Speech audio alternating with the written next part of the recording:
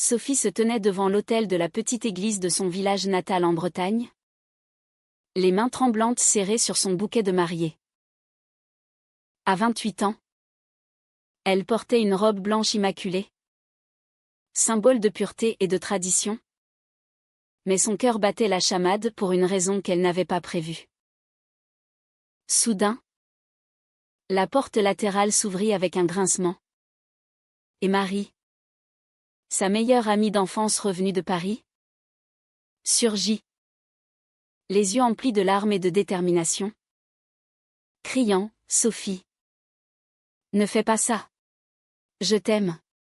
Le silence choqué de l'assemblée se transforma en murmures outrés.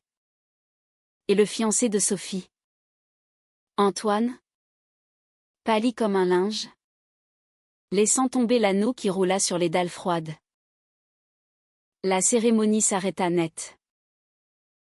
Le prêtre, un vieil homme aux lunettes épaisses, bredouilla des mots incohérents, tandis que la mère de Sophie, une femme pieuse aux cheveux grisonnants tirés en chignon sévère, se leva d'un bond, le visage rouge de fureur. « Qu'est-ce que cela signifie » hurla-t-elle, sa voix résonnant dans la nef vide. Sophie, figée, sentit le monde basculer. Elle avait toujours su, au fond d'elle, que son attirance pour Marie n'était pas qu'une amitié profonde, mais un amour interdit, réprimé par des années de conditionnement familial et social. Marie, 30 ans, avec ses cheveux courts noirs et son allure bohème d'artiste parisienne, représentait tout ce que Sophie avait fui, la liberté, la passion, l'authenticité. Mais là, devant Dieu et sa famille, tout explosait. Antoine, un avocat respectable de 32 ans, issu d'une famille bourgeoise comme la sienne, la regarda avec un mélange de trahison et de confusion. « Sophie, dis-moi que c'est une blague, murmura-t-il. Mais elle ne put que secouer la tête, les larmes coulant sur ses joues. La foule se mit à bouger. Certains invités quittant leur siège en marmonnant des insultes voilées, d'autres fixant Marie comme une intruse. Le père de Sophie, un homme taciturne et autoritaire, ancien militaire, attrapa le bras de Marie et la traîna vers la sortie. « Sors d'ici. Sorcière. Tu as ruiné ma fille », gronda-t-il. Marie se débattit, jetant un dernier regard suppliant à Sophie, qui resta immobile, paralysée par la peur. Ce soir-là, Sophie se réfugia dans la maison familiale. Une vieille ferme rénovée aux murs de pierre grise, entourée de champs verdoyants. Sa mère, Élise, ne décolérait pas. Assise à la table de la cuisine en bois massif, elle tambourinait des doigts sur une tasse de thé froid. « Comment as-tu pu nous faire ça ? Devant toute la communauté. Antoine est un bon parti. Un homme droit. Et cette Marie, elle t'a corrompu avec ses idées parisiennes. » Sophie, encore en robe de mariée froissée, s'effondra sur une chaise. « Maman, ce n'est pas comme ça. J'ai essayé de l'ignorer. Mais je ne peux pas épouser Antoine. Je ne l'aime pas. » Comme ça. Élise secoua la tête, les yeux brillants. L'amour, ce n'est pas des caprices.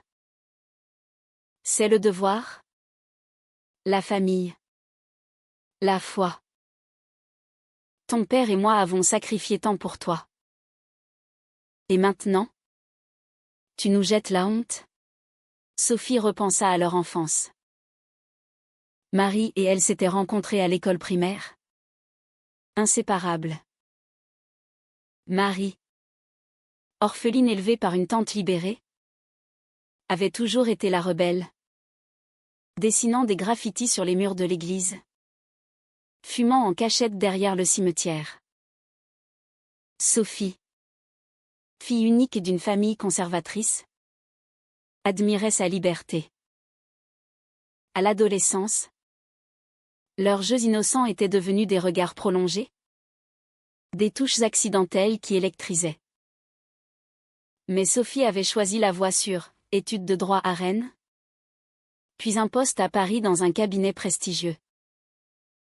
Marie, elle, avait embrassé l'art, exposant ses toiles abstraites dans des galeries underground. Elle s'était perdue de vue, jusqu'à ce que Marie revienne pour le mariage, invitée par Sophie elle-même, dans un moment de nostalgie. La nuit fut longue. Sophie erra dans sa chambre d'enfant, entourée de posters jaunis et de croix accrochées au mur. Elle appela Marie, qui répondit d'une voix brisée depuis un hôtel bon marché à la sortie du village. « Je suis désolée, Sophie. Je n'ai pas pu me taire plus longtemps. Quand j'ai vu l'invitation, j'ai su que je devais te dire la vérité. » Sophie murmura, « Et maintenant ? Tout est détruit. » Marie soupira. « Viens à Paris avec moi. Laisse tout ça derrière. » Mais Sophie raccrocha, terrifiée. Le lendemain, Antoine vint la voir, les yeux rougis. « Je t'aime, Sophie. On peut arranger ça. » C'était un moment de folie. Elle hésita, mais refusa. « Non, Antoine. Ce n'est pas juste pour toi. » Il partit, le cœur brisé, et Sophie sut qu'elle avait fait son premier choix irrémédiable. Les jours suivants furent un tourbillon. La famille de Sophie organisa une réunion d'urgence. Son père, Jacques, présida, sa moustache grise frémissante. « Tu vas réparer ça. Appelle Antoine. Excuse-toi. Et cette Marie? Interdiction de la revoir. » Élise ajouta, « Pense à ta réputation. Dans notre communauté, on ne tolère pas ces choses-là. » Sophie, pour la première fois, osa répliquer. « Et si c'est qui je suis? Si j'aime Marie? » Jacques frappa la table. « C'est contre nature. Contre Dieu. » Sophie quitta la maison en larmes, prenant le train pour Paris, son sac à dos rempli à la hâte. À la gare Montparnasse, Marie l'attendait, un bouquet de marguerites à la main. Elles s'embrassèrent pour la première fois en public, ignorant les regards curieux. « Bienvenue dans ma vie chaotique, » dit Marie en riant nerveusement. À Paris, Marie vivait dans un atelier exigu du Marais, rempli de toiles inachevées et de tubes de peinture. Sophie, habituée à son appartement moderne du 16e arrondissement, se sentit dépaysée mais excitée. Elles passèrent les premières semaines dans une bulle d'amour naissant, explorant la ville main dans la main, visitant des expositions, dînant dans des bistrots cachés. Mais les fissures apparurent vite. Sophie perdit son emploi au cabinet, des rumeurs du scandale étaient parvenues jusqu'à ses collègues conservateurs. « On ne peut pas se permettre ce genre de publicité, » lui avait dit son patron. Un homme chauve aux costumes impeccables. Marie, elle, luttait avec ses propres démons, une carrière artistique précaire, des dettes accumulées. « Je t'ai fait tout quitter pour ça », se reprocha Sophie un soir, après une dispute sur l'argent. Pourtant, leur lien se renforçait.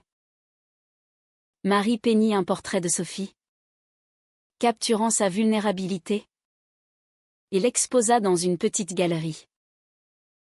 Des critiques louèrent son intensité émotionnelle. Sophie trouva un job temporaire comme assistante juridique dans une ONG défendant les droits LGBT. Là, elle rencontra d'autres femmes comme elle, partageant des histoires de rejet familial. Mais le passé rattrapa. Un appel de sa mère, ton père a eu une attaque. Reviens. Sophie hésita, mais partit, laissant Marie seule. À l'hôpital de Rennes, Jacques gisait faible, branché à des machines. C'est à cause de toi, murmura Élise. Sophie pleura, rongée par la culpabilité. Était-ce le prix de son amour? De retour à Paris après l'hôpital, Sophie trouva Marie distante, absorbée par une nouvelle exposition. Tu es partie sans un mot, reprocha Marie. Pinceau en main, taché de peinture bleue. Sophie s'excusa, mon père. Il est stable maintenant? Mais maman me rend responsable. Marie posa son outil, les yeux assombris. Et toi? Tu te sens responsable? Sophie hocha la tête. Peut-être. J'ai tout bouleversé. Elle s'enlacèrent, mais une tension nouvelle s'installa. Sophie recommença à douter, était-ce l'amour vrai? Ou une rébellion contre sa vie étriquée? Les mois passèrent. Sophie s'intégra à la communauté LGBT parisienne, participant à des marches et des débats. Elle apprit les luttes, discrimination au travail, violences homophobes, rejets familiaux. Marie, plus expérimentée, l'accompagnait, mais des jalousies surgissaient. Une soir, à une fête dans un bar du Marais, Marie flirta innocemment avec une ancienne amante, Claire, une sculptrice aux cheveux roux flamboyants. Sophie, jalouse, rentra seule. Tu me fais confiance? Demanda Marie plus tard. Oui. Mais c'est nouveau pour moi, répondit Sophie. Elles se réconcilièrent, mais les graines du doute étaient semées. La pression familiale monta. Élise l'appela régulièrement, alternant supplications et menaces. Reviens à la raison. Antoine te pardonnerait. Sophie refusa. Mais chaque appel la minait. Jacques remit. Envoya une lettre, tu n'es plus ma fille tant que tu vis dans le péché. Sophie la déchira. Mais les mots la hantaient. Elle confia à Marie, il me manque. Et si je faisais une erreur? Marie, blessée, répliqua, alors retourne chez eux. Mais ne me fais pas souffrir. Leur première grande dispute éclata. Porte claquée. Nuit sur le canapé. Pour se changer les idées, elles partirent en week-end à la Côte d'Azur, chez une amie de Marie. Là, au bord de la mer turquoise, elles renouèrent, marchant pieds nus sur le sable, parlant de rêves. Je veux une vie avec toi. Sans regret, dit Sophie. Marie sourit, moi aussi.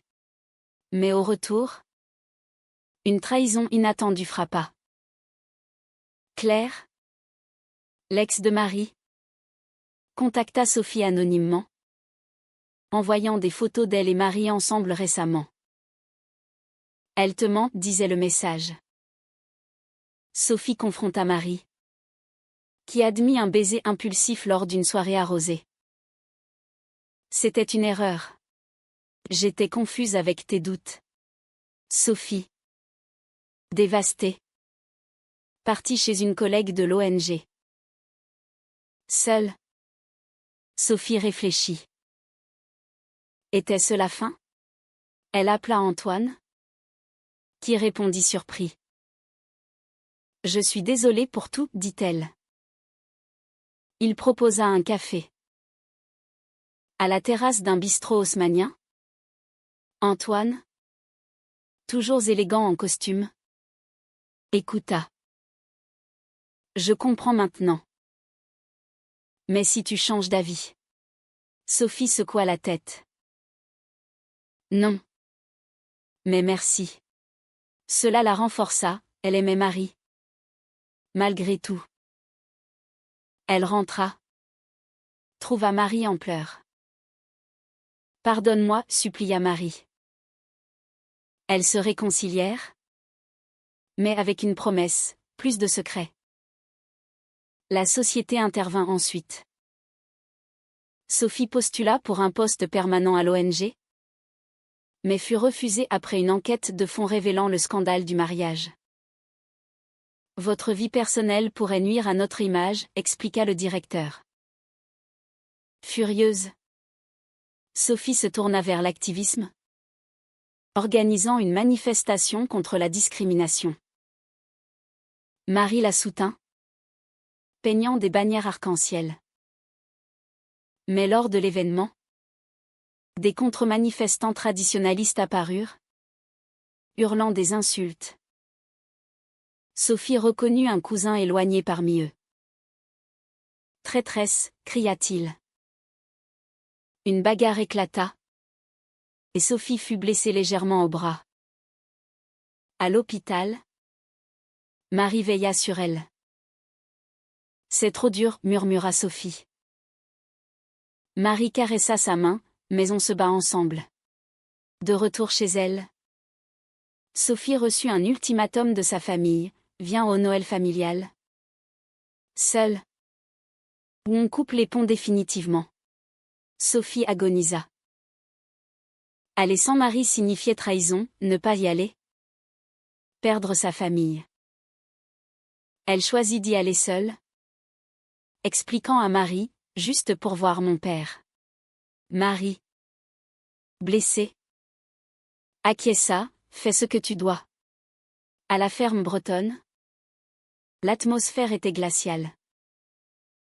Jacques, affaibli mais têtu, la serra brièvement. Élise prépara un dîner traditionnel, mais les conversations tournaient autour de la phase de Sophie. Repens-toi, dit Jacques. Sophie défendit, c'est pas une phase. J'aime Marie. Élise pleura, et nous? On t'a élevé dans la foi. Sophie partit en colère, réalisant le gouffre. Sur le chemin du retour, elle appela Marie, mais tomba sur messagerie. Inquiète, elle accéléra. À Paris, elle trouva l'atelier vide. Une note, je pars chez Claire. Tes allers-retours me tuent. Sophie s'effondra. Avait-elle tout perdu par indécision? Elle erra dans les rues pluvieuses, questionnant ses choix. Le lendemain, elle confronta Claire dans son studio. Où est Marie? Claire? Smug. Répondit, elle a besoin de quelqu'un qui choisit vraiment. Sophie plaida. Mais Claire la chassa. Déterminée, Sophie traqua Marie dans un café préféré. Je t'ai choisi. Définitivement. Marie, larmes aux yeux, revint. Mais le coup était élevé.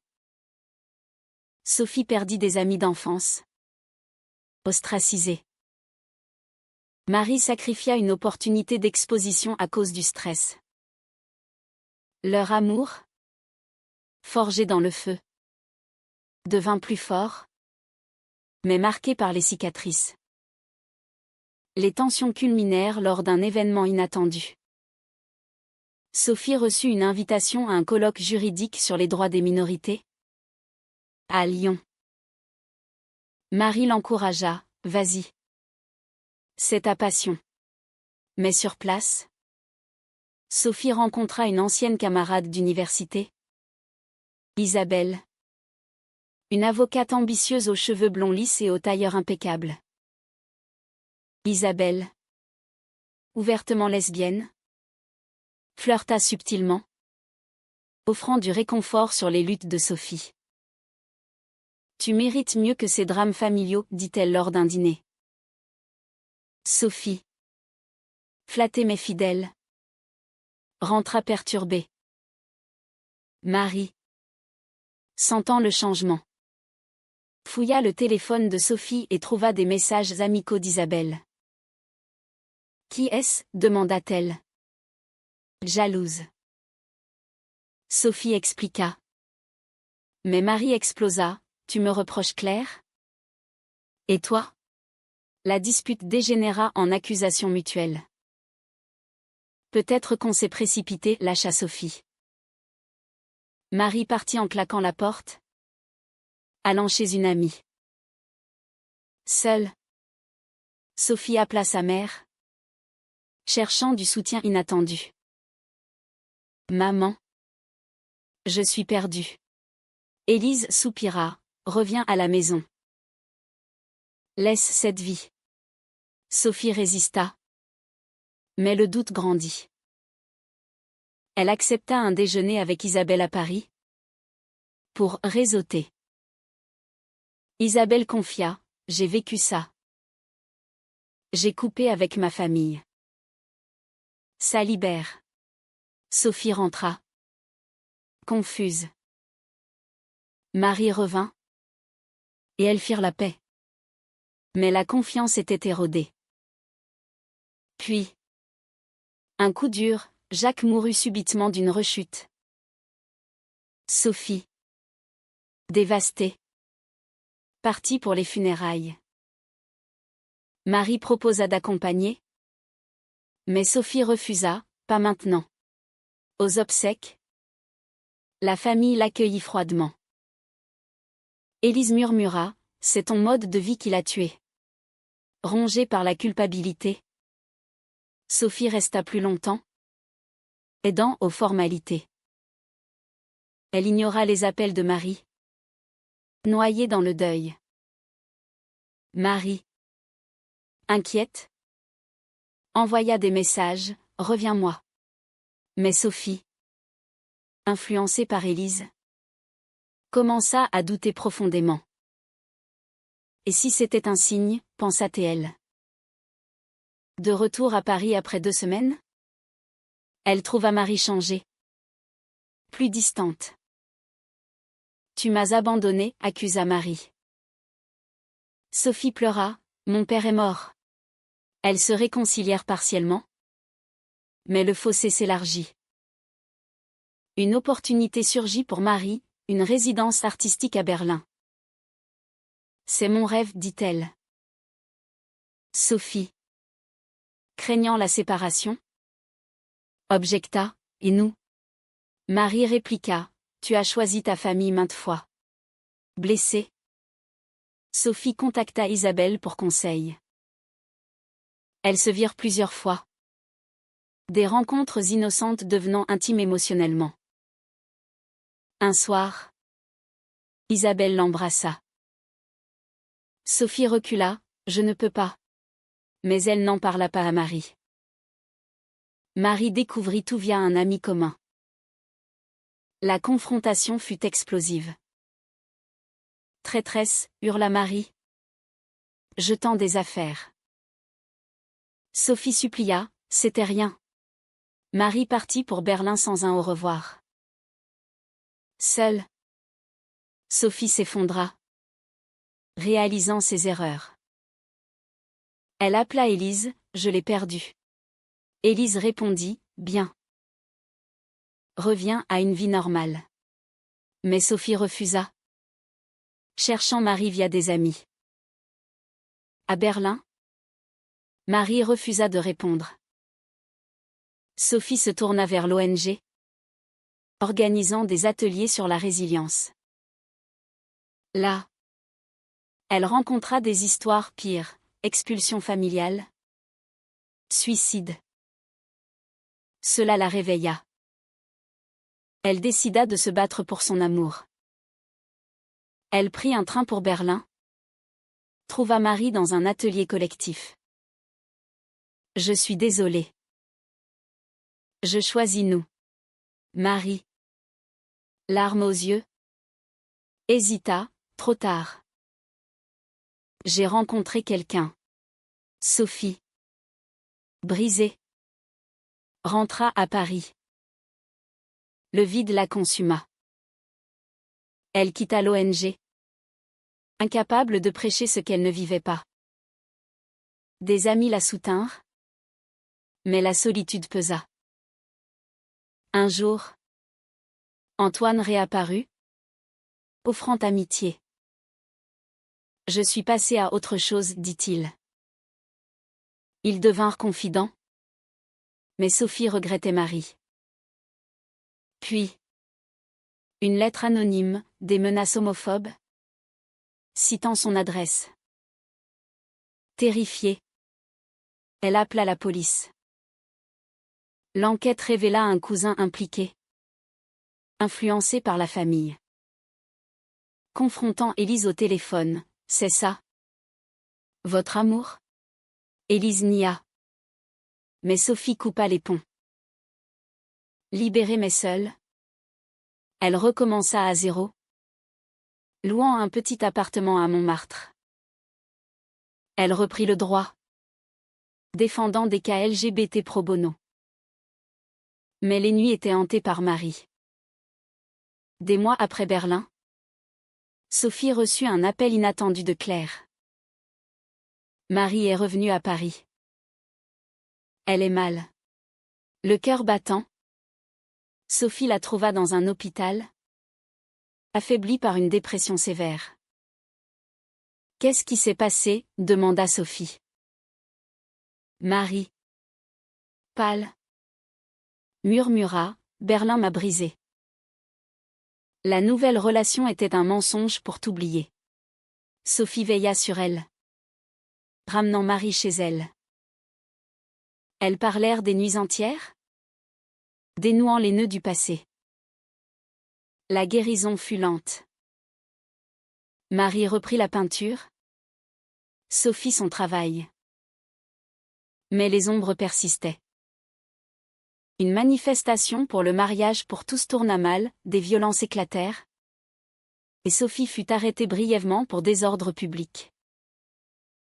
Libérée, elle affronta des médias locaux. Son histoire exposée. Fille de bonne famille devient activiste lesbienne, titraient les journaux. La honte familiale ressurgit, Élise envoya une lettre, arrête ça. Ou on te renie publiquement. Sophie ignora. Mais le stress mina leur couple. Marie, fragile, rechuta. Je ne supporte plus les combats, confia-t-elle. Sophie proposa, partons ailleurs. Mais Marie refusa, fuir n'est pas vivre.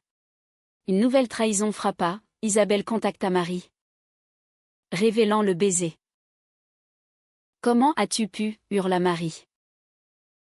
Sophie admit, j'étais perdue. Marie partit à nouveau. Chez Claire cette fois. Dévastée. Sophie confronta Isabelle, tu as tout ruiné. Isabelle haussa les épaules, tu hésitais. Je t'ai aidé à choisir.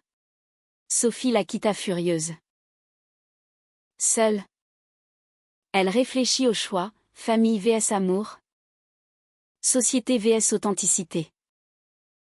Elle écrivit une lettre à Élise, je suis qui je suis. Acceptez-le ou perdez-moi. Pas de réponse. Marie revint après des semaines. Épuisée. Claire m'a ouvert les yeux. On se détruit mutuellement. Elles décidèrent d'une pause. Vivant séparément. Sophie déménagea à Lyon pour un nouveau job, défendant des droits humains. Là, elle fleurit, organisant des conférences. Mais la solitude la rongeait. Un an plus tard, Marie contacta, j'expose à Paris. Viens. Sophie y alla. Trouva Marie radieuse, entourée d'admirateurs. Elles parlèrent, j'ai guéri. Et toi? Sophie sourit, moi aussi. Mais une étincelle renaquit. Elles reprirent doucement, avec thérapie de couple. La société testa à nouveau. Un projet de loi restrictif sur les droits LGBT menaça. Sophie mena une campagne, exposée aux haineux. Des menaces arrivèrent, forçant une protection. Marie la soutint, on affronte ensemble. Mais lors d'un débat télévisé, Sophie fut attaquée personnellement, votre vie chaotique discrédite la cause. Blessée, elle douta. Puis, Élise apparut à une manifestation. Signe en main, mère pour l'égalité. Stupéfaite, Sophie l'embrassa. J'ai lu des livres. Parlé à un prêtre ouvert. Ton père aurait compris. Réconciliation partielle, mais avec limite. Le couple se solidifia. Mais à quel prix? Sophie perdit des illusions. Marie sa naïveté. Elles déménagèrent en Provence. Cherchant paix. En Provence. Dans une maisonnette entourée de lavande. Sophie et Marie reconstruisirent. Sophie travaillait à distance. Marie peignait des paysages sereins. Mais les cicatrices restaient. Un soir, autour d'un feu de cheminée, Marie confia, j'ai payé cher pour nous. Ma santé? Mes rêves. Sophie répondit, moi aussi. Ma famille. Ma carrière. Elle savait, l'amour exigeait sacrifice. Un dernier conflit surgit. Élise invita à un rassemblement familial. Viens avec Marie. Sophie accepta. Nerveuse. À la ferme. Des cousins hostiles murmurèrent. Mais Élise imposa le respect. Jacques absent. L'atmosphère changea. Marie charma certains. Mais un oncle explosa, c'est contre nos valeurs. Sophie défendit, l'amour est une valeur. Ils partirent tôt. Mais avec espoir.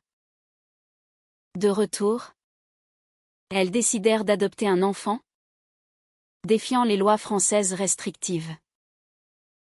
Le processus fut ardu, avec jugements sociaux. Êtes-vous stable? Demandaient les autorités. Sophie et Marie prouvèrent leur lien, obtenant l'agrément. Mais une pétition familiale contre elle circula. Élise la stoppa, c'est ma petite fille. Leur fille, Lila, arriva. Un bébé aux yeux curieux. La parentalité transforma, nuit blanche. Joie simple. Mais des doutes moraux surgissaient. Avons-nous le droit d'imposer nos luttes à elle? Se demanda Sophie. Marie rassura, on l'élèvera forte. Des années passèrent. Lila grandit. Affrontant des moqueries à l'école. Deux mamans. C'est bizarre. Sophie et Marie l'armèrent de résilience. Mais un incident, Lila fut harcelée. Rentrant en pleurs. Sophie confronta l'école. Gagnant. Mais épuisée. Un jour, Marie reçut une offre pour exposer à New York. Vas-y, encouragea Sophie. Marie partit. Mais des rumeurs d'infidélité circulèrent. Sophie, hantée par le passé, vérifia, faux. Mais la confiance vacilla. À son retour, elles affrontèrent, on a surmonté pire. Leur amour, testé, perdura. Sophie écrivit un livre sur leur histoire, inspirant d'autres.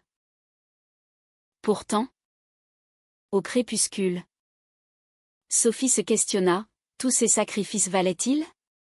La famille brisée, les cœurs meurtris, les batailles sociales. Était-ce la bonne décision de tout risquer pour cet amour?